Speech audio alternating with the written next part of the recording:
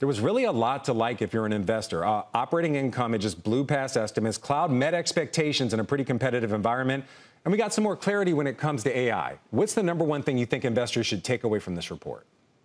Well, we like the fact that AWS is growing again. The growth went 13% after a couple quarters of 12%. Amazon really is an AWS company right now. No two ways about it. The company's senior leadership team used to have 2 people that represented AWS. Now it's up to 5, which we reported in Big Technology this week. That's the crucial number. They have a lot of room to run when it comes to artificial intelligence. I like to see Jassy highlighting that. So the AWS growth, that's the crucial thing. They were the most profitable they've ever been, the full company, this past quarter with $13.2 billion in profit. So they're meeting the market, meeting the moment.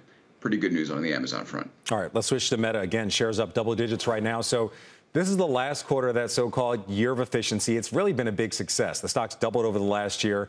It's also the last quarter we're getting as much granular information about users. So the metric going forward will be daily active users. We saw it this quarter have a huge beat. Is that sustainable?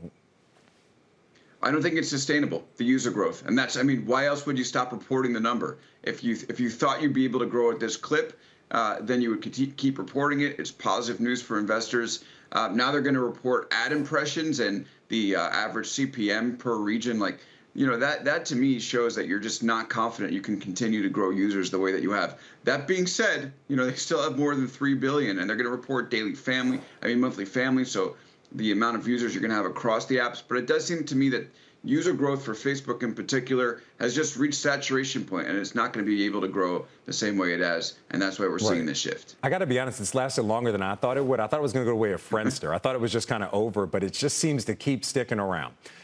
Last but not least, we got to talk about Apple. So give me a sense.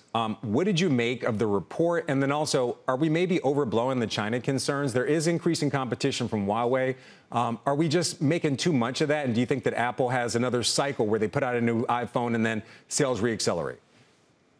I don't think the China concerns are overblown at all. I mean, China makes up 20% of Apple's business.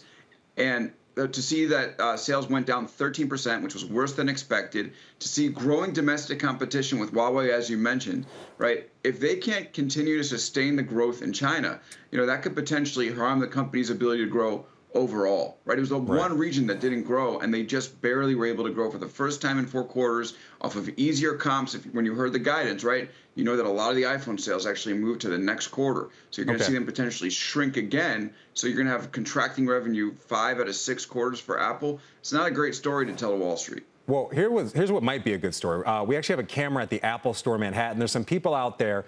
Today, the Vision Pro goes on sale. So we're looking at growth. We're talking about AI potentially. Tim Cook kind of teasing the AI ambitions. People seem to be excited about this VR, AR headset. So give us a sense. Any of these future projects, whether it's AI, the Vision Pro, does that get you excited?